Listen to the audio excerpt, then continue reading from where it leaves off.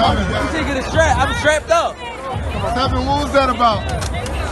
Let's make the fight happen. We strapped the fuck up. Yes, ladies and gentlemen. Welcome back to episode 61 of the SZN Podcast.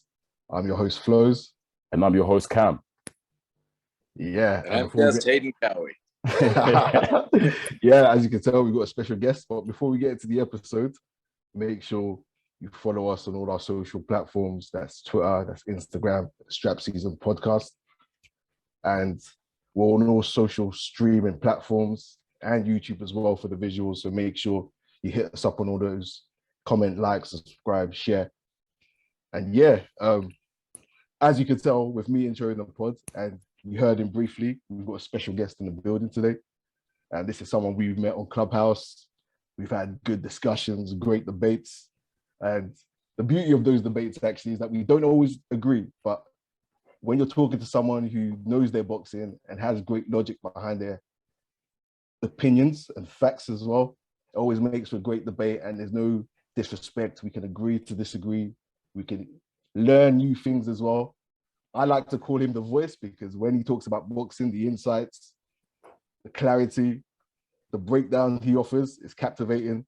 And I think really and truly, he should probably have his own podcast or be in boxing commentary as well, because you'll see when we get into the podcast, you'll hear him talk and you'll listen to him and you'll be captivated as well. Ladies and gentlemen, welcome Hayden Cowie. Thanks, fellas. I appreciate it. The guru, Hayden Cowie. I'm excited to be here with you guys. Thank you for joining us, bro. We're really looking forward to this one. This one should be dope. I think we've been looking to have you on at some point, and I think given the sort of fights were coming our way, I think it was probably the right time to get you on. Obviously, we'll delve into reasons as to why we wanted you on this specific week and for this specific episode. But yeah, Hayden, welcome. Just to, I guess, first of all, just intro you to our listeners. I like to ask this question to, I guess, all the guests we have on the pod. Just to give them a bit of background on yourself. What got you into boxing? How did you become a fan? Who were your favorite fighters growing up that sort of made you a fan of boxing? Yeah, sort of break that down for us. So yeah, growing up, I was obsessed with boxing. And you know, fortunately, I had people in my family that also enjoyed it, not to the level that I did, but still supported watching it. You know, here in the United States, we had ABC Wild World of Sports, and we'd have, you know, of course, my favorite as a kid, I had Muhammad Ali action figure doll that came, you know, and had a little belt that you push a button on and he would punch, and, you know, so it was great. I loved to watch Sugar Ray Leonard as a kid. I loved to watch Marvin Hagler, Salvador Sanchez. Those were, you know, some of my favorites. In the later years, when I started really getting into following fighters from the ground up and having access to the amateur development of fighters, you know, guys like Pernell Whitaker were great for me to watch. I loved watching his career, Evander Holyfield, those guys. And then, you know, I would sit down and start talking with my friends about fantasy matchups, things that I would have loved to have seen, you know, Julio Cesar Chavez and Roberto Duran at 135 was one that I would always bring up and think, man, that would have been, you know, so you do enough of just reinforces your obsession at that point. You know, you wish you were a promoter, and you can't stand guys like Don King because they're just not making the fights that you want to see. As I got older, you know, I was in martial arts from young, and particularly made my moves in Muay Thai, and became a 2-division champ in Muay Thai, but wanted to make myself a better fighter. The fights were definitely, you know, title defenses and fights were definitely getting harder. And honestly, when I won my second title, the guy I beat he was a better fighter than I was. I felt that way, but I was faster and more powerful. And I think that kept me in the game. And he had some habits that I could read. But skill for skill, he was a better fighter. And I knew then for sure I was going to have to do something different. And, you know, I didn't know what to do, but I could tell when we'd get in the clinches and things, you know, and they would start throwing knees, I could beat them with my hands. I just didn't know how to do it. So I really, that's when I went over to boxing and got schooled by an amateur. My first day sparring, I thought, hey, I'm a 2-division champ. I got this. And this 5-fight amateur beat me from pillar to post 2 days in a row. And I was hooked. At that point, I was like, no, this can't happen. And I just dropped kickboxing after a while and just focused on amateur boxing, and became and later on became a sparring partner, a professional sparring partner for some of these guys. So, I've trained with some great guys, British Commonwealth champions, to being among them, Vernon Lewis, Lennox Blackmore. I went from Blackmore to a guy named Peter Kahn, not the promoter, but an actual trainer who was trash. And from there, I went to the Judah brothers, Zab Judah, Yoel Judah, and then to Hall of Fame trainer Bob Jackson, where I ended up with for umpteen years. And he just took my obsession for boxing and my passion for boxing and turned it into a love for boxing. And, I just, having that trifecta of emotions just sends you to a whole nother level. And I was fortunate to work with, since I was with Bob Jackson, his cut man and business partner was Lennox Lewis's cut man, Al Gavin. So I had the very distinct pleasure of being able to work, the honor of being able to have both of those gentlemen work with me. So bloody hell. That's how it started. What a history, man. Wow. Extensive That's journey how there. it started. That's the monster created right there. That's amazing. And it's so interesting to me how, like you said, you was a martial artist, Muay Thai fighter, and that somehow led you to boxing, due to how that went down and how you felt like you was inferior in the clinches and whatnot. So that's really interesting to me. There's a lot to be said. I teach a lot of martial arts. I started as a kid, 5 years old, I was taking Shotokan and then moving into other aspects of martial arts. And what I've come to realize over the years when I teach martial arts and open forms of martial arts is that the fundamental principles of all martial arts are the same. And boxing is one of the oldest and purest forms of martial art. Yeah. And, I teach people, when you get in a ring, it's called a ring for a reason, because it was a circle. It was a ring. And because of the geometry of the fight game of boxing and other martial arts, it was forced to be in a square. Rings, circles are defense. If you look at boxing, circling someone is defensive. Weaving is defensive. Rolling is defensive. Those are all circles. Fencing, you parry. That's a circular movement to a lunge. Capoeira, defensive counterfight. Kung Fu, karate, wax on, wax off is defense. So when you have two guys in the pugilistic arts and they're circling in defense all the time, it gets boring. So you put them in a square, and now you can circle in the middle, but cut off those angles, and now you've got to fight. Yeah. And that's what I like to teach people. Being a bit of a historian. Yeah, perfectly put. Yeah, that's brilliant.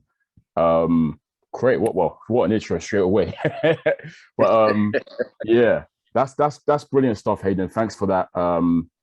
What a history. Like I said, true historian as well, which our listeners will find out as we progress with this episode. But yeah, Flowz, let's get down to business with the episode. We have a clear agenda for today, and I want to start with what happened on the weekend. This weekend's action. We previewed it. We previewed it last episode. Big fight to me, and I guess to hardcore boxing fans, I suppose. Jamel Herring versus Shakur Stevenson for the WBO 130-pound belt. Shakur Stevenson was challenging Jamel Herring as the champion. Flowz, me and you, obviously, we predicted that we thought that Shakur Stevenson was going to take this one. We thought it was going to be a close fight, but Shakur Stevenson, who we believe has got superstar power. We've said it on the pod before. In fact, we said it last year, didn't we, Flowz, that we earmarked like a bunch of like young up and coming fighters who we feel are, have superstar potential and who are primed to take over. and I think Shakur Stevenson was first on our list, right? Yeah, we were big fans of Shakur on this pod, and we thought it would be close, but boy, was it anything but close. Shakur Stevenson has done a job on Jamel Herring, and I didn't see it playing out that way, but that's why we love boxing. Hayden, obviously, as your new first time our listeners would have heard you. I just want to ask you, what are your thoughts on Shakur Stevenson? And did you catch the fight? I did catch the fight. Love Shakur Stevenson. And, I was a bit biased because going into this fight, I had the inside. And the inside is I am very good friends with Regis Prograis and his coach and everything. And Shakur Stevenson did a lot. And when I say a lot of sparring with Regis Prograis to get ready for this fight. And, at first I thought about it and I said, this may not be a good idea for Stevenson. Because it's not the same kind of fight. Herring's not, Herring and Prograis are two different fighters. They fight nothing alike. But then I looked at some of the variables, and then I said, if Regis Prograis, as durable as he is, as tough as he is, as strong as he is, as much muscular endurance as he has to keep punching and coming forward, if Stevenson can get through sessions like that and look good, it's hard to look good against Prograis. Herring's in trouble. And the kind of conditioning it takes to work with a guy like Prograis, you're walking through hellfire every day. He doesn't know what sparring is. And, I saw it. I got to see some of that firsthand. And there, no doubt in my mind, he handled Prograis. He didn't just make it through sessions. He handled the bigger, harder punching guy, which, when I looked at it, I said, he's only bigger by division. Yeah. And I noticed that people were saying that during the weigh-ins, the smaller guy. Stevenson is not the smaller guy. When you look at their frame, you look at their density, you look at, I think Herring's waist is probably 26 or 27 inches. He looks, that small around the middle. I said, he's going to need more density than that. He has a long torso and his arms are decent length, but not exceedingly long to cover the entire torso. So when it came to body punching, he was very exposed. And he had to make a choice, bring the hands down and cover the torso and expose myself up top, or cover the head and let him work the body. And it was a dilemma that really showed during the fight, because when he did either, Stevenson was able to go upstairs when he was protecting downstairs, and vice versa. And it was really tough. He never really was in the fight. He gave a good account of himself. And if he was fighting anybody else that night, it would have been a tough fight. But that night, it was just a one-sided affair by, I think, a more talented, faster, just better schooled, better prepared fighter. Yeah. From what I saw, just to echo those sentiments, it's interesting you brought up the size thing, in the sense that obviously we talked about before, haven't we, Flowz, in this pod, that for that division, in terms of dimensions, Herring is pretty ridiculous. I mean, he's like, 5'10", 5'11", super long, etc., which can cause issues. But on the night, to me, Stevenson looked just a bit more filled out, a bit thicker, if you know what I mean. So he wasn't going to allow himself to be bullied, and he didn't at all. And from what I saw, obviously, Stevenson had the clear edge advantage in speed. Like, it was so apparent from round one. And yeah, from round one, he enforced his game plan of that he was going to take center ring. He was going to force Herring, who usually is a come forward fighter, usually tends to take center ring himself, but Stevenson wasn't allowing that. He was, taking center ring and beating him to combinations all the time. Herring tried to establish the jab, but Stevenson was able to slip it easily, get his own jabs off, get his own combinations off. And Herring looked befuddled in the first two rounds. And I'm there thinking, this could be a serious shutout, but this could be a beatdown. I think it wasn't until, say, round 5, I believe, where Herring actually, I think, because Bo Mack, obviously, who's Herring's trainer, was basically laying into him each round saying, you need to do something. Like, what are you doing? He was having a go at him. I think it was until round 5 when Herring actually attempted to force Stevenson back and try to trade with him and try to make it rough and ugly. Yeah. But I mean, he had a bit of success, but overall, even though he had success, those rounds where he had success, you could still say Stevenson won those rounds or had the better moments in those rounds because he was picking up better shots. He just wasn't mauled in those. Exactly. Sure. He was beating him to the punch all the time, was hitting him with better shots. And yeah, like I said, I was shocked at how easy it looked for Shakur Stevenson. I really was. Flowz, sorry, go ahead. If you were training Herring, what would you have told him? From round 1, he should have employed that game plan that he employed in round 5. Yeah. I think those first two or three rounds gave Shakur Stevenson way too much confidence. He knew from then, I'm as strong as you, I'm faster than you, I'm beating you up already, this is my fight. And from then, he controlled the story of the fight. If Herring came out the way he came out in round 5, where he jumped on top of him, made it rough and ugly, if he'd done that from round 1, Stevenson's confidence wouldn't have been sky high. It would have been a much tougher fight. And that's what, coming out and trying to box with Stevenson in that first round and trying to go jab for jab with him, completely wrong game plan. And I think it was a foregone conclusion after the second round, to be honest. Yeah. So here's what, and I agree fully. Another dimension I would most definitely have added was that Stevenson would initiate, but he was also counterpunching, which was displaying his speed, right? Yeah. Every time he tried to do something, he was ready with the angle, ready with the counterpunch, ready to catch him. Sometimes Herring's punch would leave first. Stevenson would catch him while he was still punching. He didn't wait for the full counter, right?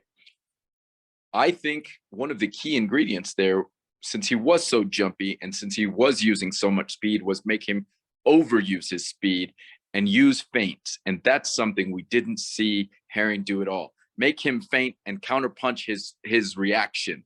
His reaction may have been a punch. It may have been exposing himself for a second. It may have just been a flinch or freezing back or stepping back, but he didn't do it. And we didn't get to see what might happen had he tried to fake him out a little bit and get a reaction. I don't know if Herring is schooled enough or fast enough to do that, but I think he should have. You know, if you start the feint, then you should be ready to throw whatever you want to do to counter the movement that comes after. And we didn't see him, commit to any of that.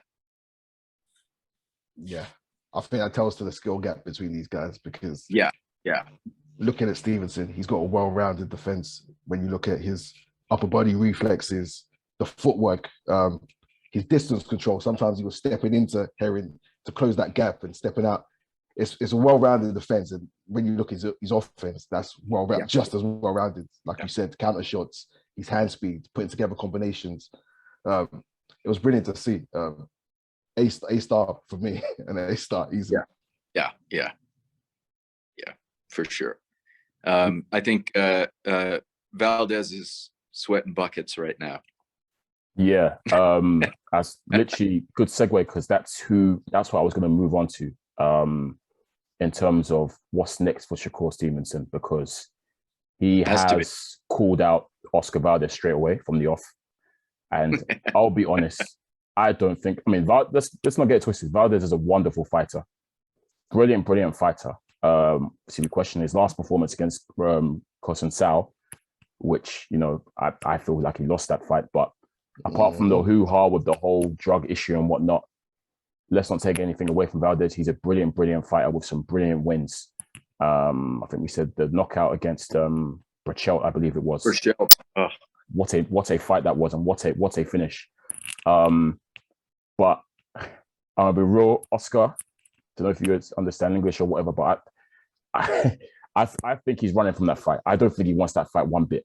I mean, he's Mexican, to be fair, so Mexicans are warriors. They don't really duck people, but boy, I already favor Shakur in that fight. I think Shakur is special. He really is special.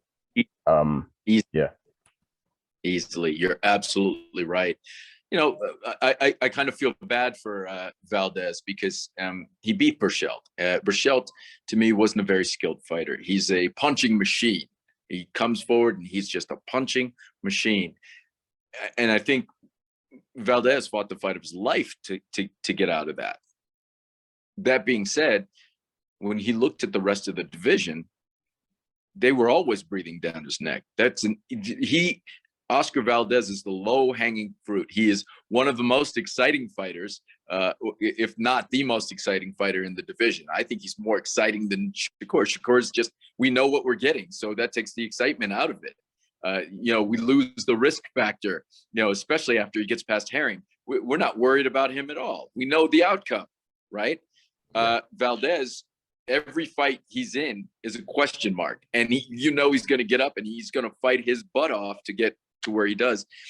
I feel bad for the guy because I feel there's always been an easy bullseye on his back for that title to pick up his strap, and poor guy can never settle down to enjoy it. Shakur Stevenson, he knows he gets to sit back and chill out for a while, and when he does go to defend it, he's going to be supremely confident. The pressure is everyone else's, So I like Valdez. I like him a lot. I like his moxie, his spunk. I like his never say quit. And watched him in the amateurs. And this guy, he'll go out on his shield. Unfortunately, he's Mexican. That's all they know. Right. And you look at Stevenson's dimensions again. We come back to that. For a 130 pounder, I think his density, his wingspan, his, musculature, which he hasn't fully grown into yet, is more impressive than Herring's. Yeah.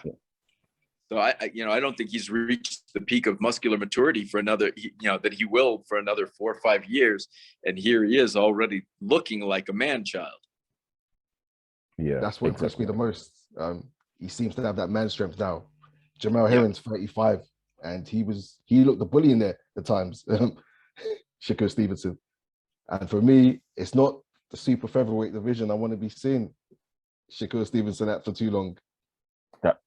That's a good point, Flowz, as well, because I feel like for Shakur, he already is just chasing the big fish in whatever division he's in. You know how some fighters, they will want to unify the division before they contemplate moving up. Get all 4 belts and whatnot. I think for Shakur, it's a case of let me take out the big fish now, make my statement, move up straight. I don't think he's interested really in the because Valdez has the WBC. I don't think he's too interested in the IBF or the WBA. I think if he grabs the WBC strap, that's unification enough for everyone else. I think. Yeah, exactly. And Valdez is the big fish, so that's the main guy in the division. So for him, it's take him out, move up. And we highlighted last episode, Flowz, how Shakur, we've already seen multiple times, he's got into it with the 135 pounders already. He's gone at these guys. He's called them out already, saying he wants to fight them and whatnot. So I said it before, Shakur's coming. He's coming. Shakur versus Tank Davis would be a good fight for me, but I feel like... But they've got to build that. Not now. Yeah, I think collision course with Tank, as long as Tank can continue to make weight, I think he's on a collision course with Tank, moving as quickly as he has. Again, if he grabs this strap from Valdez in pretty short order, which I think he would, I don't see why we should delay or try to build it for anything that for more than it is. He should jump right in and start going after guys. I think he should save a guy, save guys like, Davis for the end, but I think he gets through the division pretty easily. I think guys like Tio is looking over his shoulder. I think, some of these guys are looking to get what they can quickly and get out and breathe this collective sigh of relief, because he is the future of, I think, at least up until the junior welterweight division.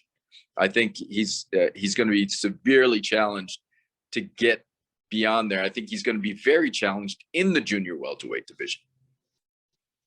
Man, we've already highlighted how ridiculous the 135-pound division is. Imagine with the addition of Shakur. My gosh. Yeah. And these fights are going to have to happen. They're going to have to happen. Well, we've been saying this, obviously, because obviously there's 5 guys in the division right now who were still waiting to try and fight each other. And it's frustrating for me right now, and for, I guess, all boxing fans, about just how there's a lack of action in the 135 division. But yeah, eventually you like to think that there'll be nowhere to run, nowhere to hide. These fights need to happen. There's a logjam. Yeah. Mm-hmm. Can you imagine Shakur Stevenson against Josh Taylor? No, he's not ready for that yet. Yeah, he's not ready yet. Right. But you see what I'm saying? He comes in and he's going to be challenged a bit, but by the time he gets up there, and that's why I say up to the 140-pound division, it's somewhere we're going to find his sweet spot, I think, pretty quickly as things move. And I think he's going to do well at 135, but I think we're going to have some exciting fights because he's the next generation. And some of the guys sitting there, they're hungry. And some of the guys, that are the second tier are really hungry. I think it's good. We're in for a treat between 130 and 140 over the next 2 years. Yep. And the beauty of it is that they're all still young. So yes. We have time to wait. We're not aging out. Herring's going to age out. But the rest of these guys, we still got dangerous guys out there that are a little bit senior. They're not out yet, but they're still a little bit, Lomachenko. Yeah. Loma. Kam Flowz. All of those guys are still dangerous. And now we have to add our Spanish counterpart, who is now a titleist. Did anyone watch the Sandor Martin fight? Yes. Yeah. We covered that last episode. Yeah. So we covered that last episode. Big shock. Okay. Big shock. I don't think anyone saw that coming. I think what our main takeaways for us were that Mikey Garcia just didn't look good at all. He's still, I think Flowz, you mentioned how he still looked a bit out of shape. Obviously, he's been out for a year and a half, so the ring rust settled in, and I still blame him going up to 147 and fighting Errol Spence for this downfall of Mikey Garcia, because he hasn't looked the same since then, and that annoyed me personally. But yeah, I don't think he looked horrible. I don't think he looked like Mikey Garcia of old, but I don't think that would have mattered. This guy came in, Sandor Martin, with a game plan, and he was supremely confident. And he said, look, I'm going to take him to school. I know his fighting style. And you know what? I look at him and I say the same thing. Regis Prograis, we were talking about it. He looked at him and he said the same thing. And I don't know if it's a southpaw thing. Being a southpaw, I speak the lingo. I understand what they're looking at. And to me, Mikey Garcia has always been very mechanical, very methodical, very, fundamentally sound. I think that's a superpower. Yeah, I think that's a superpower. He's not super fast. That's what we always say. Super powerful, right? Yeah, I think he's so disciplined and but it's predictable. It's so predictable, especially for people that are looking at it from the other side. And I think Sandor Martin has I know he has a very high ring IQ. He's the quintessential southpaw, and he was always a step or two ahead of Mikey. Mikey couldn't cut off the ring. He just couldn't figure out. It wasn't just in his conditioning or the shape. He kept going to the end, but this guy, he couldn't trap him in a corner. He couldn't trap him on the ropes. He just couldn't get there. And I don't think that's something that's going to change no matter who Martin fights. I think they're going to have their hands full with this guy. He is that good. He is good. He definitely impressed me as well, because I wasn't too clued up with him up until the fight. But I will say this, though. I think if Mikey Garcia is serious about continuing on whatever he wants to do, he's got to rematch this guy.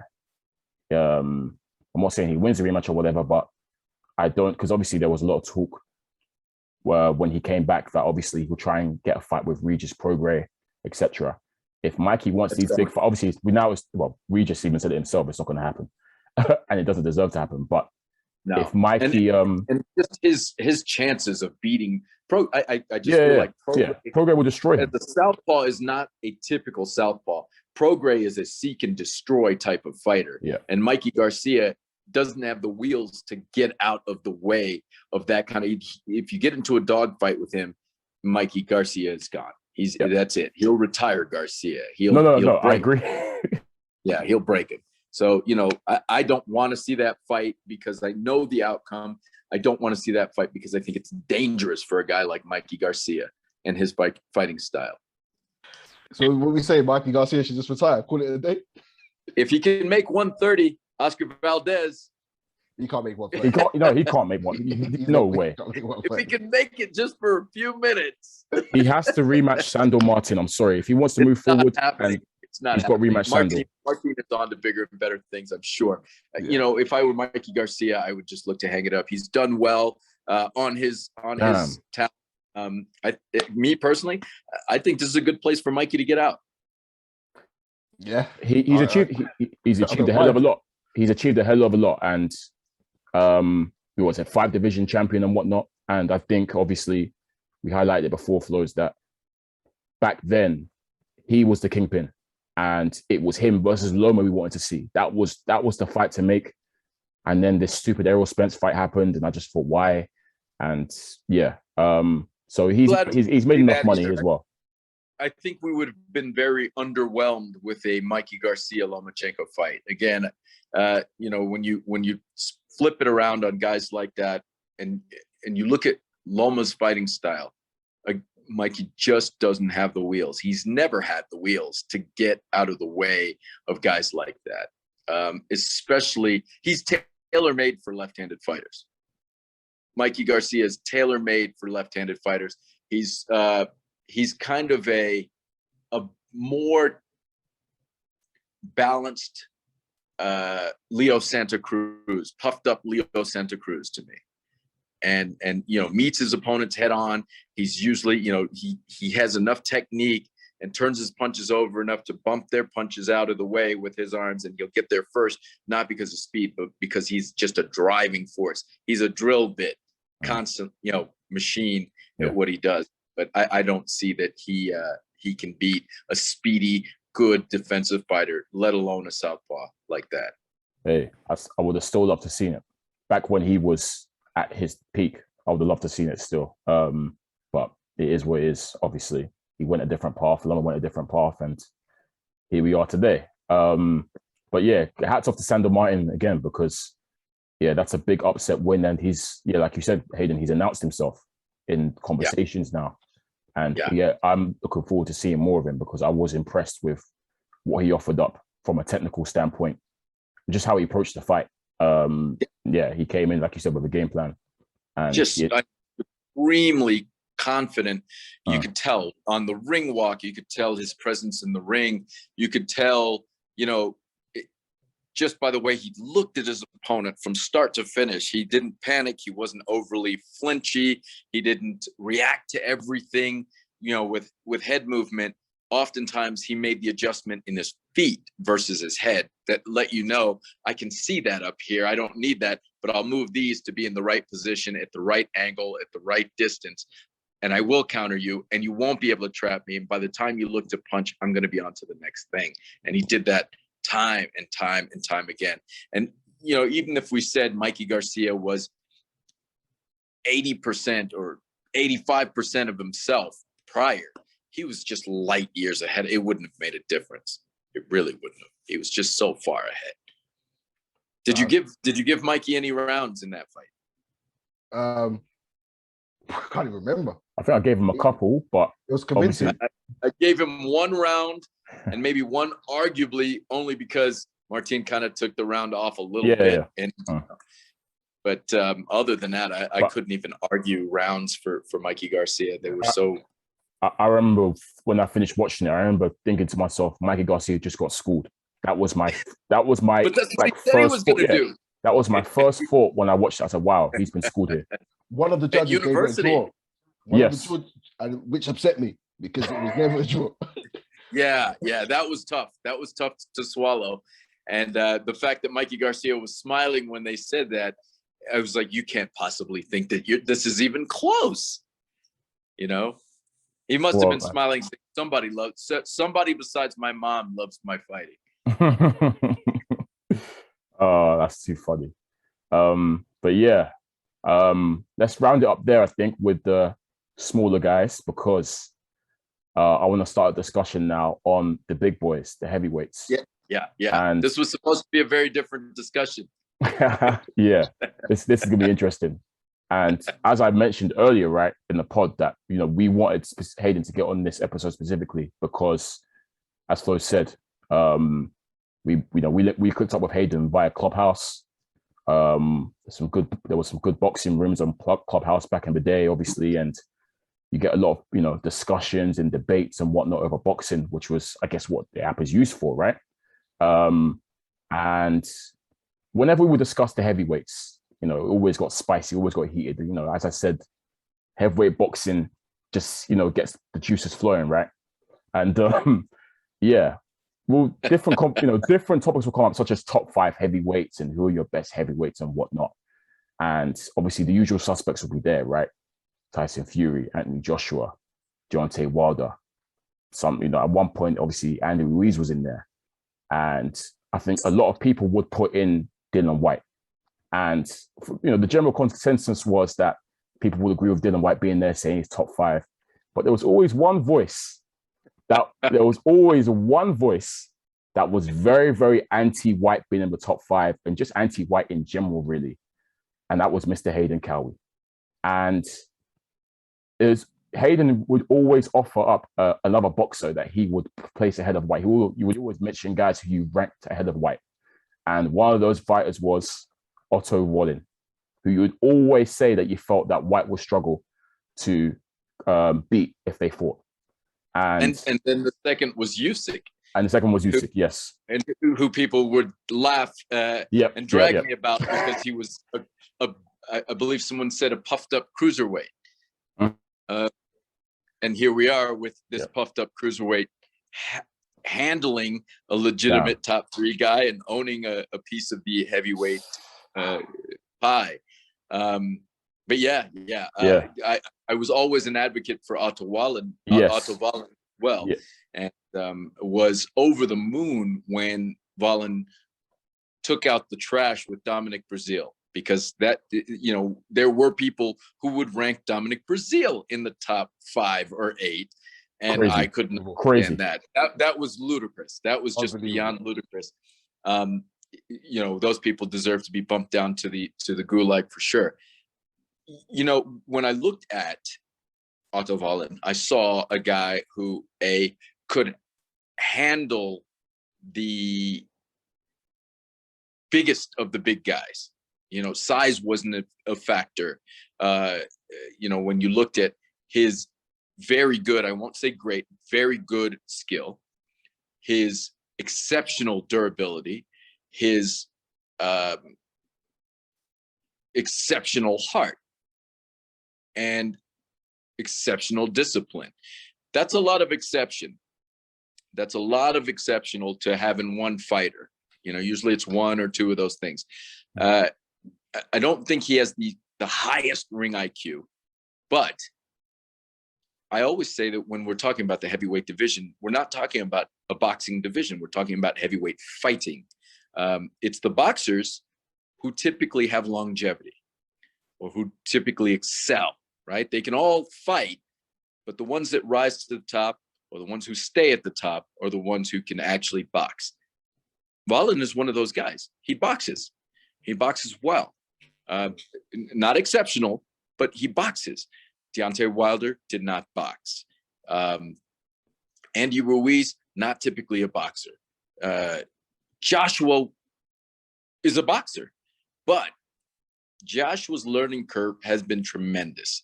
And it's been a very one-dimensional style of fighting. Yes, he has a decent jab. He has a decent cross. He has a decent hook. He has a decent uppercut. But he doesn't have a decent jab cross hook. He doesn't have a decent double jab, cross. He doesn't have good combinations. He's very mechanical in what he does and very predictable for a guy who does box and who is a bit fluid. And he is going to have trouble with guys who can counter, who are quick counter punchers. And, Andy Ruiz was able to time him. It wasn't that people are forgetting that Andy Ruiz was losing that fight. Joshua forgot that he wasn't a boxer and stepped in to overwhelm him. And this guy, fighting for his life, was able to uncork what he always does, right? When we look at Dillian Whyte, I don't see him as much of a boxer either. I see him as a fighter. And he has trouble with guys, Povetkin, who box. He was winning that fight, much like Joshua was winning the fight that he lost. But Povetkin came up with a little bit of boxing, and that's where he got overconfident and lost. In the rematch against a post-COVID Povetkin, he should have destroyed Povetkin. Povetkin really wasn't doing anything. And I don't know if it was gun shy. I don't know if it was, just a little bit of added caution, but I thought that fight should have been over. A double jab, a cross, and a left hook, and Povetkin would have been out of there in round 3. And Whyte showed me he didn't have the killer instinct that he should have in that division to get to where he wants. Right? He should have come back. He was Felt him out. Hayden, he's just been knocked out badly the last round. First of all, let me say that Hayden, Dillian Whyte was beating the hell out of Povetkin in that first fight. First of all, obviously he got caught. Agreed. You get caught. That happens. AJ got caught. It happens. And in heavyweight boxing, but Dillian Whyte isn't supposed to be AJ at this point. He's not supposed to be on par with AJ. If he wants to be, he's supposed to have matured since his, what was it? Oh yeah, loss to AJ. But he has. You trying to say that you don't think he's matured? That's what I'm saying. So if he has matured that much, then that Povetkin 2, Povetkin 1 shouldn't have happened. AJ lost because he's immature. And I say that not socially or emotionally. I think in the ring, he's traveled so quickly up the rankings on his ability as an athlete that he's been able to skip some steps. Right? He needs some seasoning. That's why he's here shopping. He was here in Texas the other day. Shopping. Hayden, we'll get onto that. Don't worry, we'll touch upon that. We'll touch upon that. So when I go back and I look at it, I'm sorry, but the spotlight's on you. If you really want to make noise, you can't keep coming up that much short. Here's your time to shine. You've got to be picture perfect against a Povetkin type. There's no way that Povetkin should have been let into that fight the first time. There's definitely no way it should have taken him that long in the second fight. Hayden, the second fight was only 4 rounds. How when you say that long? It's 4. Still too long. Povetkin 4 rounds. Wasn't too. And wait, Flowz, how many times did he drop him as well? Like 3 or 4 times? Just something. Should have put him. That's what I mean. Should have put him away quickly. What? 1 drop, done. 1 and done. Hayden, 4 rounds. He did. 1 and done. The guy was a punching. You're being too harsh. You're being too harsh. And that may be. But you got to look at this. Nowhere in there did you see him step on the gas and say, "I'm going for it." Yeah, but Hayden, you've just been knocked out by this guy, and look what happened in the first fight. But if you want your just dessert, you're gonna have to. You have to. Right now, he has to. Or else then you're stuck. You're relegated to these guys in the organ because the politics, relegated to them giving you Wallin and other guys to fight first. You're going to have to come in there and just start Povetkin right out of the gates and go next. Don't feed me this garbage. Don't feed me this garbage. 4 rounds, a lot of punching happened. And Povetkin, you go. Povetkin did none of it. None of it. If AJ had that Povetkin in front of him, 2 rounds. Maybe 2 rounds with that Povetkin. I probably agree with that, yes. But he's just been knocked out badly. And this is heavyweight boxing. It can happen. Povetkin's a wily old, experienced professional. He set up that shot and it was a get out of jail card for him and it landed and it worked. But I want to bring this back to the Whyte versus Wallin. So just Flowz, just I got you jump in there. The reason we're having this discussion, listeners, obviously was Wallin and Dillian Whyte were scheduled to get it on this weekend on the 30th of October. The winner and the WBC came out and said the winner will be given a mandatory slot for the WBC title. And last week we got the unfortunate news that Dillian Whyte has had to pull out due to a shoulder injury. Apparently he injured it apparently he's had a shoulder problem all camp, because we know camps aren't perfect, and most fighters, they have little niggles and injuries during camp and whatnot. But he damaged it like even further basically during his last session of sparring, and they went to see a specialist, and the specialist advised apparently that the fight, he's not in condition to fight with that shoulder. So that's what happened. That's why we're discussing this. It's obviously, it's a big shame because... Is that what happened really? Well, I do want to say... Yeah, we'll get into that as well. Is it a shoulder injury or is it a heart condition? I know what he's trying to say. Hayden's a nasty guy, you know. I know what he's trying to say. You know what? It's neither. It's a head condition. Smart. And you know what? It could be. Because so Wallin's manager asked for an independent physician's opinion. Were they ever able to come up with the arrangements for that? They probably won't. They won't. Yeah. I expect they won't. But saying that, look, Dillian Whyte is the interim WBC champion. Yeah. Wallin isn't ranked in the top 10 for the WBC. So with the way the rankings is, Dillian Whyte already has the mandatory slot for Tyson Fury. Right. This was a voluntary defense of his interim with Wallin. So Wallin can't be claiming that you have to fight me. I deserve the mandatory shot. He has no real claim. Yep. This is just Dillian Whyte being a warrior and choosing to fight. Which he constantly does throughout his career and comes out, for the most part, victor. That's one thing you got to worry about Whyte. He fights all the guys. There's no ducking and whatnot. He fights the avoided guys. Oscar Rivas was apparently super avoided. He went and fought Joseph Parker, even though he was a clear underdog in that one. And he's come out tops. Sure. And one thing I do want to get into is obviously, you sort of touched upon, I guess, why you feel Wallin is superior to Dillian Whyte, and I guess why, if obviously this fight's not going to go ahead now, but if it was to have gone ahead this Saturday, it would have been great because we would have both got our prediction. We would have all got our predictions on the line, and me and Flowz will be in right, and then we'll probably invite you back next week so we can rub it in even some more. Like, that's what I really wanted to happen. So Hayden, you're lucky. You're very lucky, Hayden. I look at what do you see in Wallin that you see would be superior on the night of the 30th? Hypothetically, if let me ask, able to fight. Do you think Dillian Whyte beats Tyson Fury? No, but I think he gives it a hell of a good go. As in, he gives it a tough fight to Fury. Okay, so that being said, do you think he gets stopped by Tyson Fury?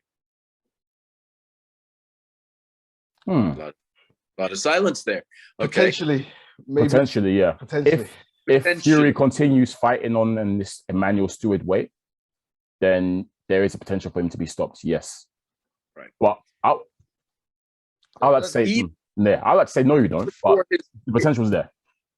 Even right before he changed to Sugar Hill, you saw him changing his fighting style. I feel like you saw him leaning that way, and Sugar Hill helped him enhance what he was doing at that point, right? I felt we were seeing the best Tyson Fury, which brings me to the fact that right before then, he fought Otto Wallin. Yes. And I know where you're going. Okay. I want to hear this. Go on, Hayden. Him fighting for his life and throwing bombs, and Wallin was still there. He can take it. Even when he was outboxed, Wallin could take it, but there were spots where Wallin was outboxing Fury. Okay, Hayden. My rebuttal to That's true. My rebuttal to that is we only saw Fury fighting for his life when the doctor came and looked at that cut and there was a potential of the fight being stopped. Then you saw a complete change in Fury's demeanor, how he approached the fight. I don't want to say he wasn't taking Otto Wallin seriously in those, the couple, obviously the opening stances of the fight and whatnot. But it wasn't the aggression. He didn't come with the aggression like that. He was trying to box or whatever. I don't know what he was doing. But as soon as there was a potential of the fight being stopped due to the cut, Fury's entire demeanor changed and he became super aggressive. He became like how he fought against Wilder. And there's still a few rounds left. It wasn't like that happened in the 11th or 12th round. He was cut fairly early on.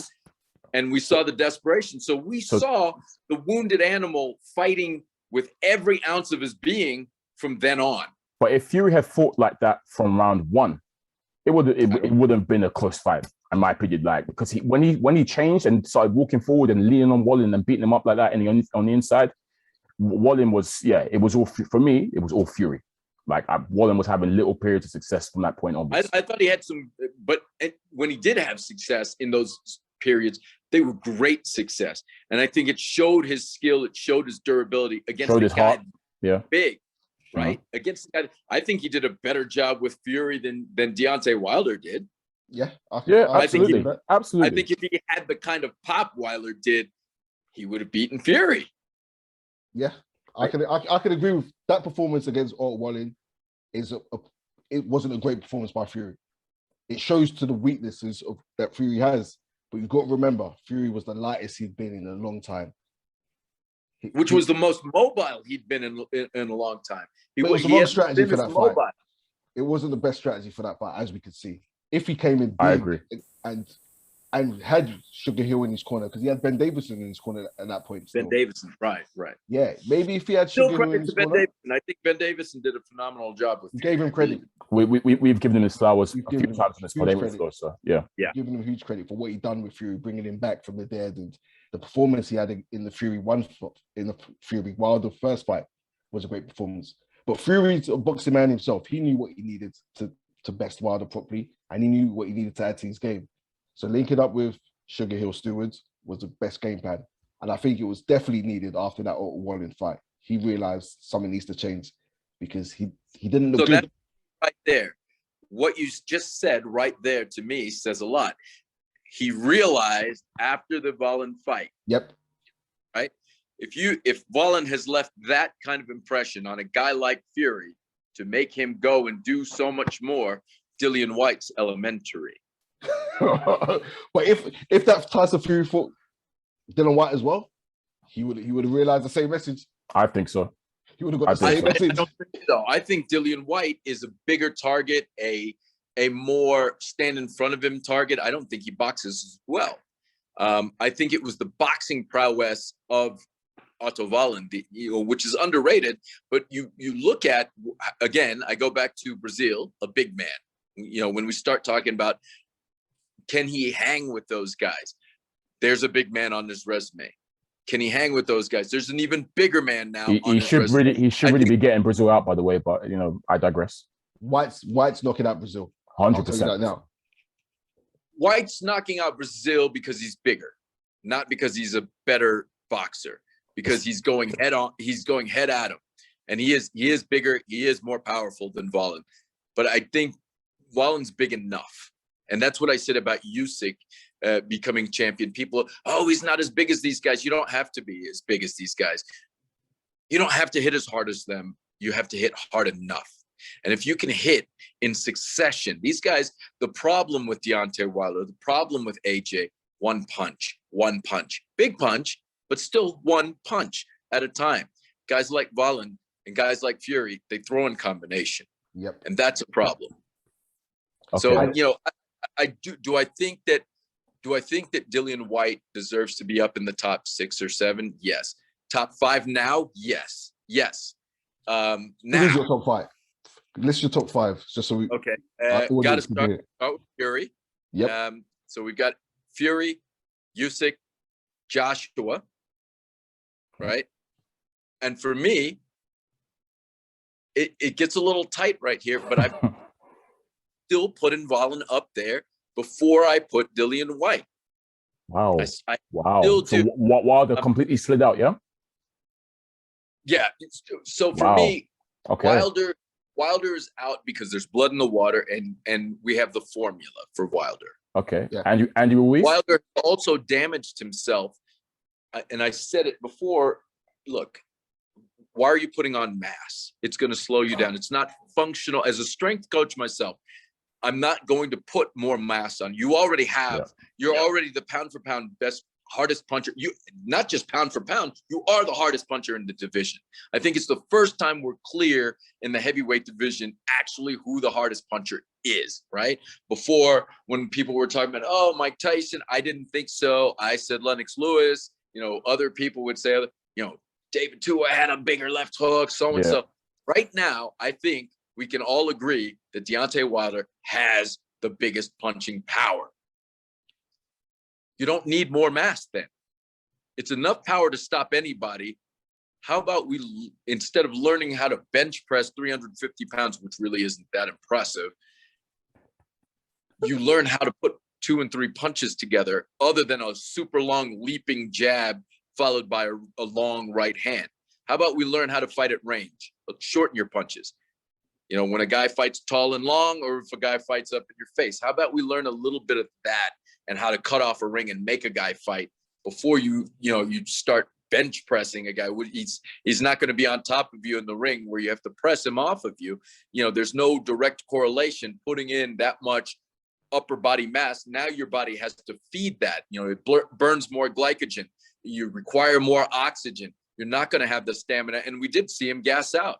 We saw him gas out. After round 8, Wilder was barely able to lift his hand. After round 6, he was finished. Right. 6, he was done. It was target practice. Yeah. He was target practice after a while.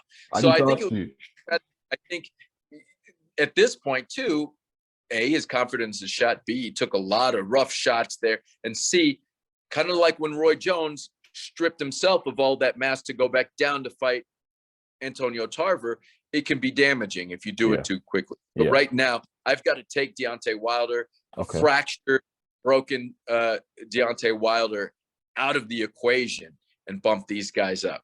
Okay. It's fair. Very fair. Flowz, you had a question? Yes. With your criticisms there of Wilder, do you think brother Malik Scott is the right trainer for him? No. I said that from the start. Wow. I said no. Sounding, heartfelt, imploring no. I like Malik a lot, man. I think he's a good guy, and they're very good friends. But part of the problem, and I know Mark Breland personally, I used to train with him at Bedford-Stuyvesant in Brooklyn. He was a good trainer. You can't train a guy who's not going to listen. And he didn't listen. He didn't listen to one of the more technical trainers you can find. Malik Scott may have gotten through to him because they're boys, they're friends, and he did okay with him, you know, but I don't think he did a great job with him. I'm not going to go to a guy that didn't last. How many rounds was that fight? What? The Wilder Malik Scott fight? 1 round. Malik took a dive. He took a dive. So one thing some of these guys know about me is that I get calls oftentimes to work with fighters, and there's a non-disclosure because oftentimes it's trainers who need a second set of eyes, and I evaluate the fighter and tell them this is what you need. They're getting ready for a fight that's going to be different for them, or they feel like they need a little something extra, and I come in and this is what we do. We break it down. The first thing I teach most of these guys isn't this is what he's going to do, this is how to beat him. It's this is how he wants to beat you. When we learn and believe that we are secure, that we've tightened up all the things here defensively, that the opponent is looking for, there's a confidence within ourselves that, you know, we've done everything we can to prepare for anything that comes at us. Now let's go put out. Now let's dismantle our opponent. But let's make sure he hasn't dismantled me and I'm overlooking, right? And that's the problem with a guy like Deontay Wilder who thought he was invincible. Oh, I'm so fast and athletic and powerful. There's no way a guy's going to hit me. Once I land this, he's gone. And in most cases, that's been true. But eventually, there's going to be a guy that has your number. And you're not going to be able to land this or land it as hard as you want or as frequently. Or he's going to weather the storm because you don't know how to bring something else behind it, right? And that's what's happened. Malik Scott didn't even last a full round with me. How am I going to recruit this guy to train me to be the best me that I can be, to go out and conquer someone else if he never figured that out? Well, we can say this too, Hayden. We saw tangible improvements in Wilder in that fight. I mean, like I said, obviously in the first 2 rounds, we saw Wilder actually fainting. Like I said, I've never seen Wilder faint before in my life, trying to establish a jab to the body and whatnot. Yes, it went out the window quickly because a leopard can't really change his spots. Let's start with that. But he did. There was some improvements, a little bit. There was improvement, but here, let's start with that. Get a boxer to teach you how to box. Malik Scott's not a great boxer, right? So we did see him go to the body a lot and invested in the body. But Malik has always had, just judging from his interviews, and yes, he didn't have a great career, but he's always had a good boxing brain, I would say. Just judging from the interviews I've seen from him pre-Wilder, like, yeah, I've always said I've always rated his knowledge. You articulate that to a fighter. Remember, this is a country boy, a stubborn country boy. This isn't a boxer with a high IQ. No one can ever. Okay, any IQ you can question. And not to be funny, but to be funny, I won't even just leave it at high IQ for boxing. I feel once I watched Deontay Wilder show up at a press conference with headphones on, standing there like an autistic child who you're trying to tune the world out, you know, not able to really articulate much. My God. I won't accuse him of being, you know, a super genius. He's a country bumpkin. We know. Yeah, we know. He is. Yeah. He is an Alabama backcountry boy that just doesn't know, you know, and that's fine. And he's a super athlete. He's super athletic, and that's what's gotten him there. But if you notice, when he was going to the body, he was having success, right? But I saw that if he did continue going to the body, Tyson Fury was going to drop him, because there were a couple times he looked like he was about to go to the body and stopped, and Tyson Fury had already set the hook, and he was about to throw it and stopped. Several occasions he was looking to counter him while his head was down there. Why? Because Deontay Wilder was going to the body, but he was bending at the waist to do it, not at the legs. Telegraphing it. So that was a problem. One. He's always had that issue, yeah. Right. Two, the guy across from you in the press conference just said, I don't care what Malik Scott shows him. The minute I crack this guy, he's going to revert back to exactly what he's always done. Yeah. And if you know that, then we don't spend time bench pressing. We spend time psychologically reinforcing what it is we're trying to teach you how to do. You can't, there's only so much you can learn in one training camp, or 1.5 training camps, since, you know, there was the COVID scare and it extended things a bit. So the decisive plan to change things that Deontay Wilder did, I thought there should have been a jab and there should have been cutting off the ring. The strategy of going to the body was great, but you know he's not going to be able to keep that up, and you got to teach it to him correctly. I think if he learned how to feint, double jab, triple jab, even shorten those jabs, long jabs, short jabs, medium jabs, right? And cut off the ring, Tyson Fury would have been in a lot of trouble. In one training camp, that's impossible. Honestly, no, forget that, Flowz. Honestly, Wilder's just not capable of doing that. I'm going to be so honest. No, he's not. He would never be able to He'd never be capable of doing that. You've got to take him how he is, I suppose. There are things you can work on, which we saw, but he's always going to revert to type, because this is someone that truly believes in his power. He said it before. You have to be perfect for 12 rounds. I just want to be perfect for 2 minutes. So there's no trainer for Marvin. I don't think there is. Well, I think Otto Wallin beats him. I think Usyk beats him. Yeah. I think Dillian Whyte beats him. Say again? Dillian Whyte beats him. Do you agree? I think Dillian Whyte can beat him. Okay. I think Dillian Whyte. So I need to see more from Dillian Whyte, though. I need to see that Dillian Whyte doesn't stand in front of him too long. Yeah. Okay. And he has a habit of doing that. Okay. So let's go back to. I also noticed how you didn't put Andrew Ruiz in your top 5, which is also very interesting. I agree with that as well. But yeah, let's go back to. I know you're not a fan of Andrew Ruiz. I know that.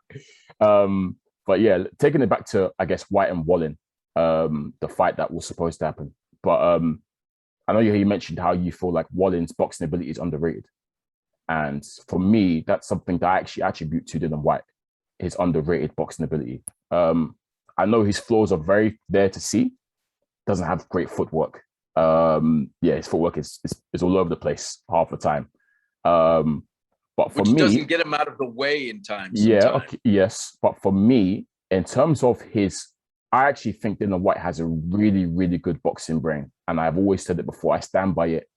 In terms of punch selection, I think he's up there with the best, him and Tyson Fury. If you actually watch him work, obviously he's improved so much since the AJ fight. So much. And you see Dillian Whyte, it's one thing it's rare to see with heavyweights. This guy actively works the body, and he works it hard. And he would work for the body, then go upstairs if the body's being protected and whatnot. He's very, very economical, and he's very, very, when he wants to be anyways, because I know he can be a bit wild sometimes, a bit off balance when he throws his shots. But for the most part, in terms of how he works the body and how he selects his punches, he's actually really, really good. It's an underrated facet of his game. But yeah, like I said, the flaws are, every fighter has flaws, and he has real flaws. Sure. You can see that. But those little sides of his game, I think, are super underrated, and people don't really give it credit for. But yeah, the more he keeps working, the more you'll see it, man. His body work is unbelievable to me, anyways. As a heavyweight, heavyweights tend to headhunt a lot. So yeah, I rate that side of his game.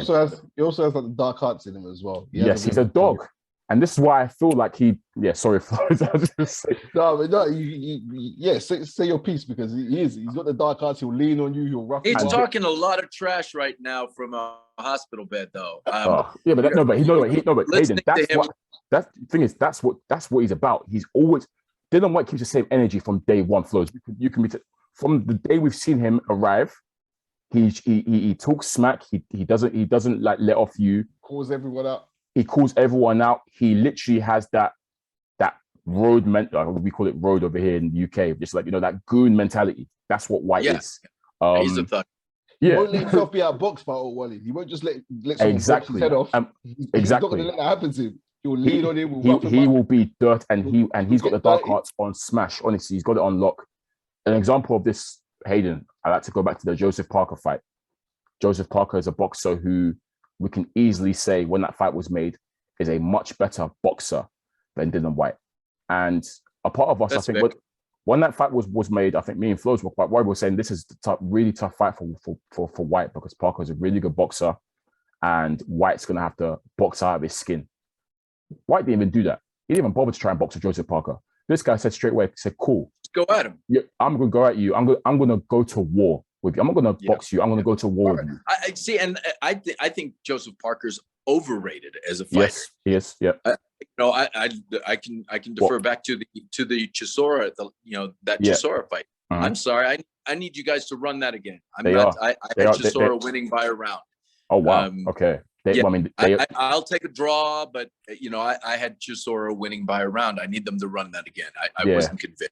They are running it back in December, so that's good news for you. They're running it back in December, but just that Parker fight is a good snapshot to use, and I feel like that's something that would happen if Wallin and Whyte were to fight. Wallin will probably have some successes in terms of boxing him, but Whyte has such a will to win that he won't let himself be outboxed for long periods. He's going to turn it into a war, turn it into a slugfest, and he's going to maul Otto Wallin. And I just don't see that. Like, I think Wallin's a very sharp puncher. I think he's got power in both hands that's deceptive. And I think Brazil found that out. He got hurt quite a few times in that fight.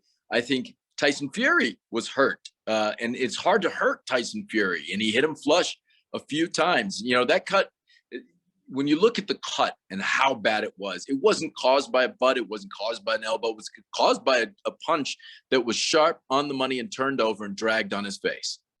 And when you look at how sharp this guy punches with both hands, any fighter could be in trouble. Is he better than all of them? No. Is he better than most of them? Not at the top, but they all need to be super cautious. And if he's not on their radar and they overlook that aspect, it's not just his boxing skill, it's the way he punches. He could end a fight on a cut. He could end a fight just hurting you, because he will put 2 and 3 punches together. And he'll keep you in trouble. My knock on Otto Wallin is that he's not a great finisher. He's a very good finisher, but he needs to know when there's blood. No, he needs to always know when his fighter shows that he's hurt, look for the finish. He's not a killer, Wallin. He's not a killer. Yeah. Right. But he has an engine. He has a great engine for heavyweight, which is it's always a plus. Yeah. I personally think Otto Wallin would have beaten AJ.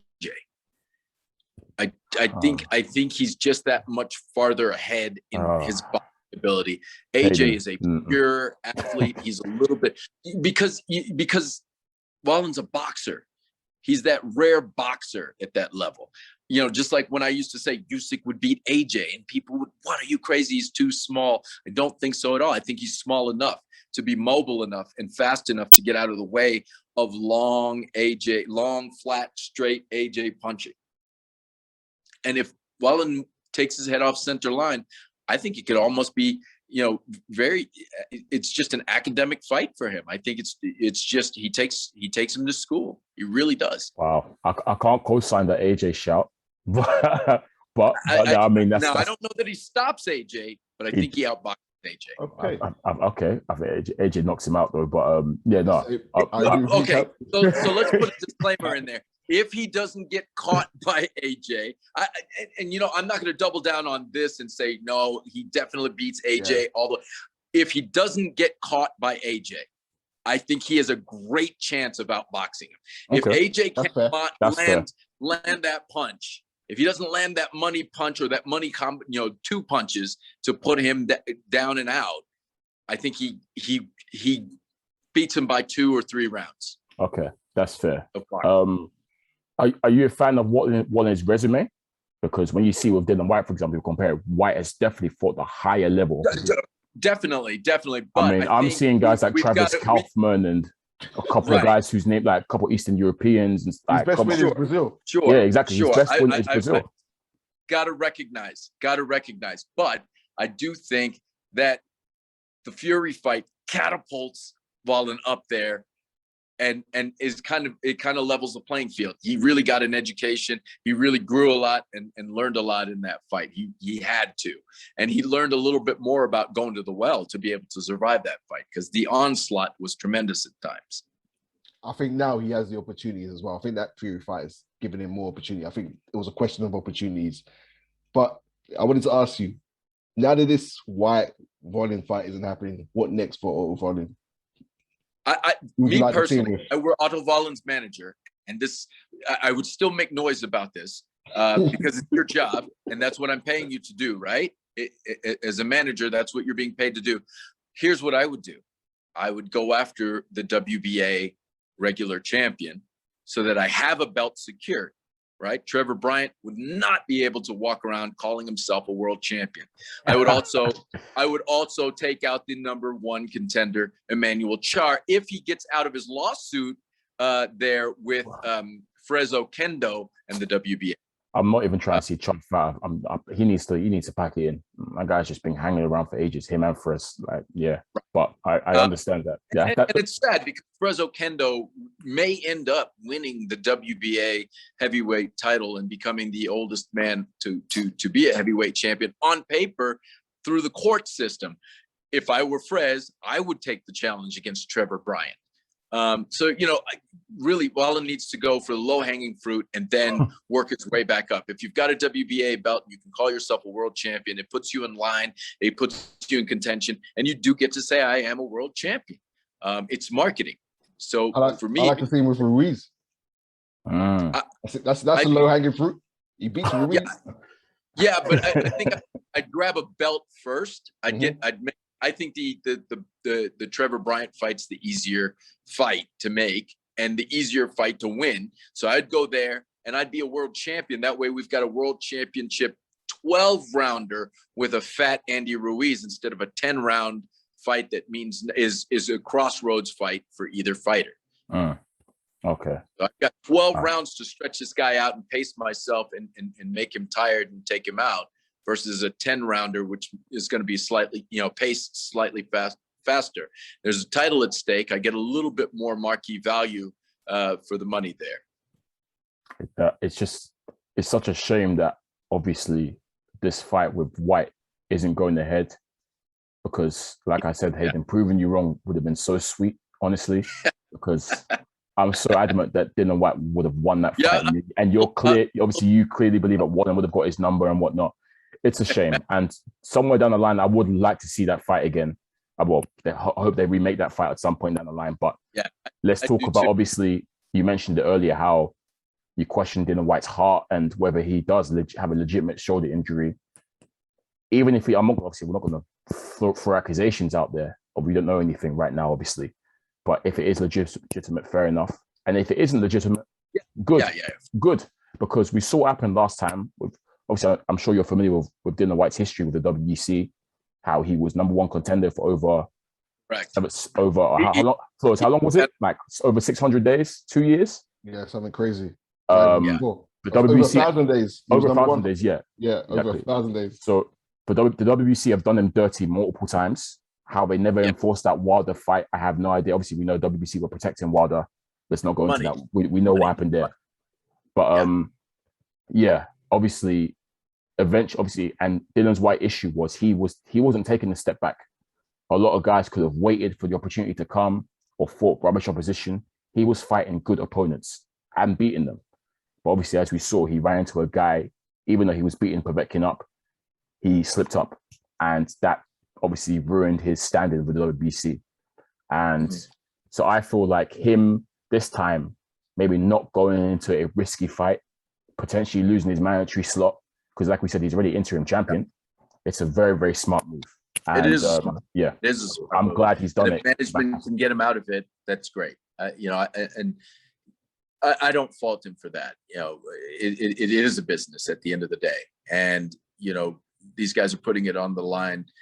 You don't want to risk yourself unnecessarily. And Wallin is a risk. He's a very big risk. I want to see Wallin for selfish reasons, but at the end of the day, it is a business. Dillian Whyte has earned a spot at the top, to get a shot at titles. And I think it should happen. He did get a raw deal by the WBC, and I will acknowledge that. This is just the fan in me when I'm talking about, Otto Wallin and Dillian Whyte. But at the end of the day, you're absolutely 100% correct. He's deserved a shot. And it is, if they can stave off Wallin and get a shot at Fury, if Fury doesn't retire first, and even if he does, and the belt becomes vacant, I think he should get a shot at that belt. I don't know that they should just bestow it on him so much as make it vacant. I'm not sure how that would work with them. I would like to see him actually have to fight for that title. Agreed. But we always prefer it that way, don't we? That they earn it and they fight someone as opposed to them being gifted the belt. And part of that again is me being a fan, right? I want to see a fight. I don't want to see him just gifted a belt and now we're struggling to find a defense. I don't know who the mandatory would be, but at this point, I do agree with you. He does deserve that shot. Yeah. Okay. And it'll make Deontay Wilder the mandatory, I promise.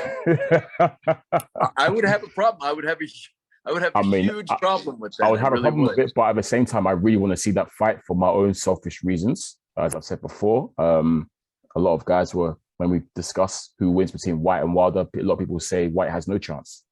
And I personally feel like he beats Deontay Wilder. I think he's got a great chance right now. I would love to see that fight. As long as he learns how to step to his side. Once he learns how to step sideways, that's it. Okay. That's it.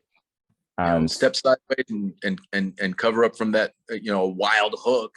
That's it. Yeah. The fight's over. That's the strategy.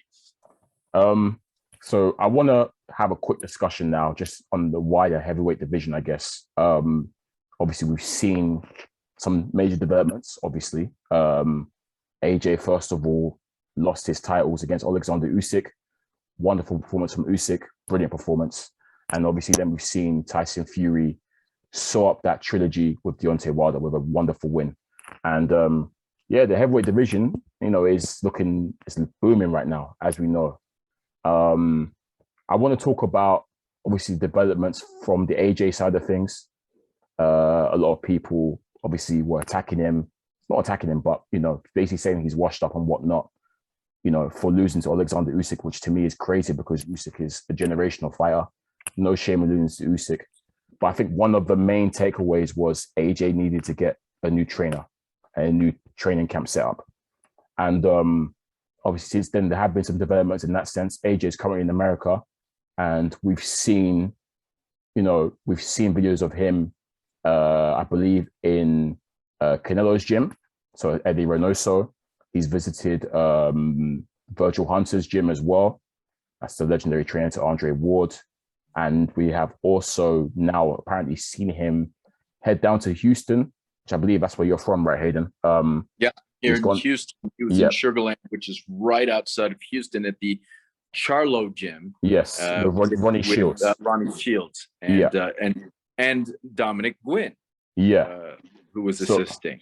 So my question to you is, I guess, first of all, do you think it's the right move for AJ to look for a new trainer, a new setup? Apparently, he really wants to establish a base in America. And do you feel like Ronnie Shields or Virgil Hunter or Eddie Reynoso are the right guys?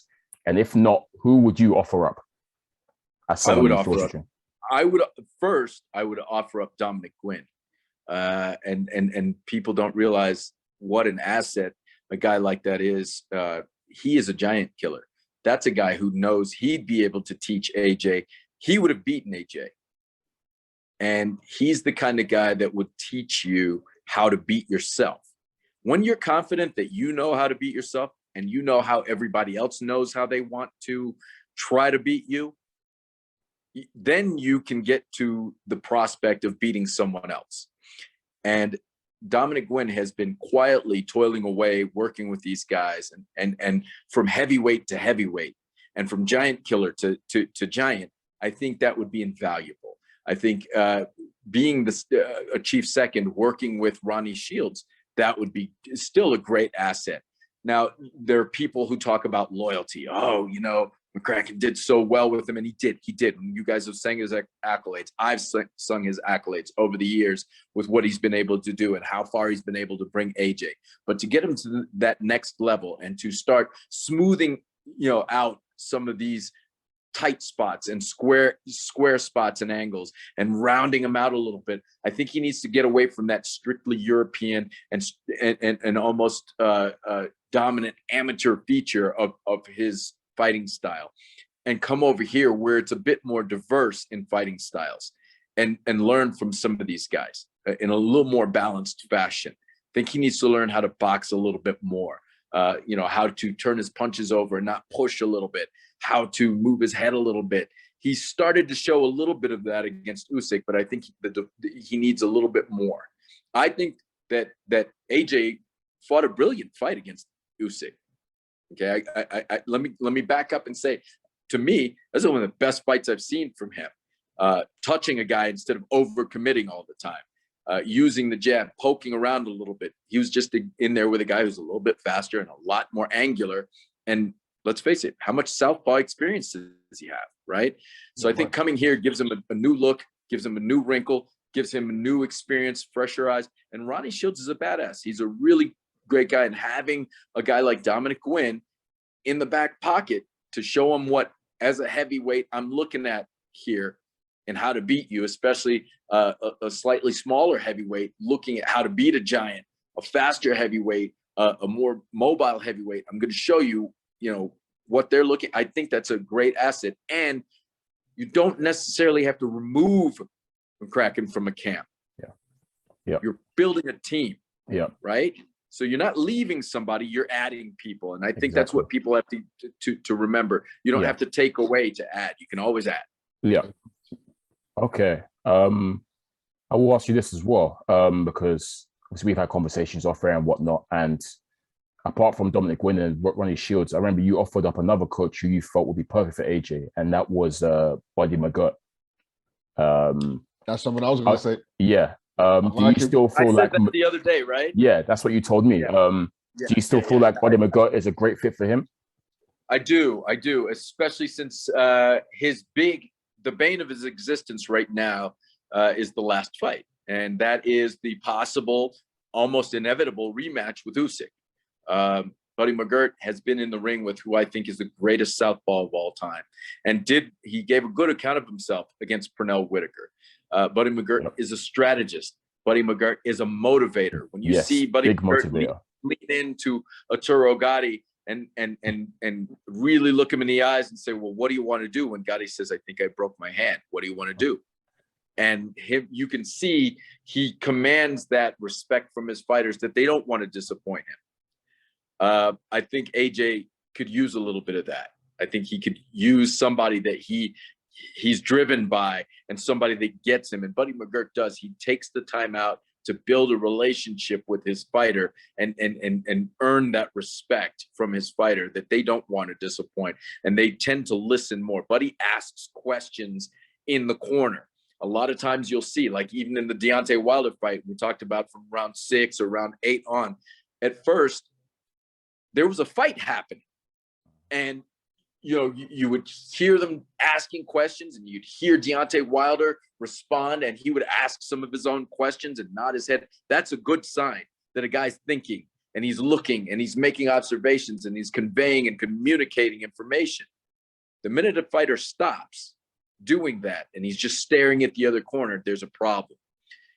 And we see that time and time again. We see that when fighters get in trouble and they have no answers and they're in a fog and they're just, holy crap, I got to go out there another round. Holy crap, I got to go out there another round. What am I going to do? When they're telling you what they're seeing, when you say, hey, I want you to do this, and he says, I'm trying, but then you've got to come up with another way to convey that or change the strategy. And that helps the fighter. I think Buddy McGirt has command of that. He does that very well. He gets fighters to communicate, and that's really important. That would be my pick. I can't lie. Buddy McGirt would be my go-to. But I can't see a scenario where Buddy McGirt and Rob McCracken are there as co-head trainers. I think one has to go. Right. Yeah. I can't see them sharing that role. Maybe. Who knows? But at the same time, I also don't even think AJ's going to switch trainers. I think he's sticking with Rob McCracken. Yeah. I don't see him changing. Well, to be fair, these reports of him wanting a new, it has come from him apparently that he does generally want establish sort of like an American base. And I don't know if I'm not too sure. I'd like to think that because I generally think he should, and I agree with what you said, Hayden, in terms of loyalty is great, but it's not him being disloyal. Obviously, sometimes you go as far as you can go with someone. And it's not a case of him being disloyal to Rob McCracken. It's just that Rob's taking it as far as he can go. And to get over a wrinkle, you just have to look at things from a different lens, different angle and whatnot. So that's why I feel like him going the American route and looking for a trainer in America can work for him. And yeah, as you said, he doesn't have to fire McCracken. He can still be involved in some regard. But it's good to have, right? Yes, it's good to have other lenses. Help translate the foundation to the other trainers to get them to build on the foundation. So he still can be a very integral part of what's happening. And then they can go back, once they part ways after this fight, they can go back to doing what they need to do. Exactly. At McCracken, Joshua, so a temporary consortium, of the minds is not a bad thing. I think change is good, and to see some diversity in training is exactly what is necessary for him to go farther, especially with someone like Usyk lurking out there always. Yeah, fully agreed. And I also don't think Virgil Hunter's a bad shout either. I do like Virgil Hunter. I think he'll be a decent fit as well. But definitely Buddy McGirt is someone I think he should potentially look at. But yeah, we'll see what happens with that one. Do you feel that, obviously I think everyone knows that, well, I like to think that a lot of people would know that AJ has the tools to win the rematch. But at this moment in time, what's your gut saying? Do you feel like AJ would, get too sick in the rematch, or do you still think it's going to go the same way as it did in that first fight? I think he's a few years away. And he's showing the ability to add. He has to box in a different way, right? You can't box this guy. He's never going to box him. He's got to fight big, basically, like Fury does. Yeah.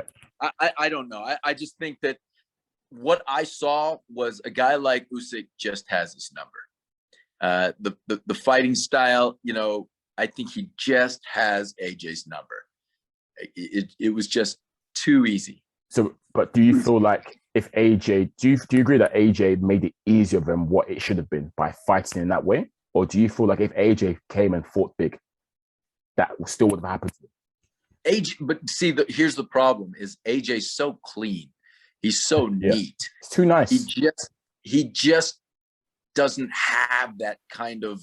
That's what I question as well. Bringing the brawl to you, buddy. Fight. You know, that's he what just I doesn't question. have that. Yeah. That's the problem. I mean, I think we've seen it. We've seen him earlier in his career. He was a bully, and he would go and chase knockouts and whatnot. But since the Ruiz loss, there was a change in AJ. I feel like he became more of a. But even then, boxer. even when he would chase knockouts, he did it in a pretty neat package. It was never gritty. It may have been amateurish, but as he's learned how to fight more and more, it's cleaner and cleaner and cleaner. And now it's so super clean and so super neat and so super tidy. For a guy like Usyk, he's gonna even if he brings it at him, it's still gonna be a neat package that Usyk gets to read. He can read the playbook on it. Okay. You know, he's got to put punches together. It's a volume thing. His only chance of beating Usyk is to be able to step up in volume. Yeah. And I think he's maxed out. He's just too big a guy to pump out that kind of volume. Damn, AJ. Damn. Obviously, AJ's our guy. We always root for him. Which is exactly which maybe you want to talk about in another segment is the reason why we have now the introduction of a bridgerweight versus a super, a true heavyweight or super heavyweight category. You know, there's that spot in there where guys can put out the right volume and the right power, and you know, after a while, size becomes a detriment. Yeah. Right. A cruiserweight can always knock out a heavyweight. A heavyweight can't always knock out a cruiserweight. It's true. Very, very true. Right. Do you think that if I put up the matchup of Fury and Usyk together, who would you say? I think Usyk has a great chance, being that he's a crafty southpaw, and he fights at range. He changes range very quickly. I think he gets under a lot of punches. I think again, Fury boxes well. He boxes excellent for such a big guy at times. He has great volume for such a big guy. And I'm going to have to keep saying he does this for such a big guy. I think Usyk has found that sweet spot there, and he's still able to double the volume of somebody like Tyson Fury. So you have Usyk beating Fury? Yeah. Okay. Very, very interesting. Very interesting. That is very interesting. Because I think for me, I've got the other. I think Fury beats. I don't Usyk think he's fast enough. Purely on the fact that Fury, as we said, he's got different. He can fight in different ways. He can choose the box, which I don't think he will. I think he will try to be and enforce the fact that he's the bigger man, like he did with Deontay Wilder. He can try, but that's a really crafty southpaw one. And the volume you have to use to get to him. Do I think Fury's fast? Yes, but the amount of energy he has to use to get that to generate that speed burns him out. You know, it's just too quick a pace. That is very interesting. Flowz, what do you got to say to that? He has to get Usyk out in 6 rounds, in 5 or 6 rounds. After that, he's sucking wind. And he can't. He won't be able to keep up. Usyk's boxing brain and the ability to put together a strategy. He has the potential. I said it last time. I said he has the potential to do it. And he does. Oh, of course, he does. I looked at the Wallin fight versus Fury, and I said if Wallin can cause Fury this many problems, someone like Usyk will give him help. But we've seen Fury come stronger and do different things, and he's also a master strategist as well. So it's an interesting balance. And they both have excellent engines. They both have quality engines. I will say this. So a lot of people say they don't want to see that fight. I'd love to see it. I'd love to. As a fan. So I'd love to. And this is why the heavyweight division is so interesting right now. It's been blown wide open, I'd say.